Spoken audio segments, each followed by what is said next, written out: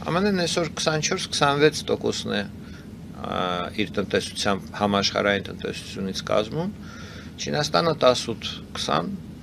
Եվրամիությունը եւս 18-20, Ռուսաստանի Դաշնությունը 2։ Այսինքն համաշխարհային տնտեսության մեջ 2% կազմող պետությունը չի կարող լինել բևեռ։ Այս տրանսֆորմացիան, որպեսզի հասկանանք, պիտի պատկերացնենք, որ 50 տարի առաջ եղել է Բաշխում ԱՄՆ-ն 34%, միջազգային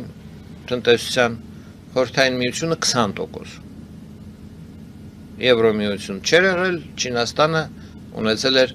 համաշխարհային տնտեսության մեջ այդ ժամանակ 2% բաժին։ Այսօր Չինաստանը եւ Խորհրդային Միությունը կարելի է ասել տեղերով փոխվել են։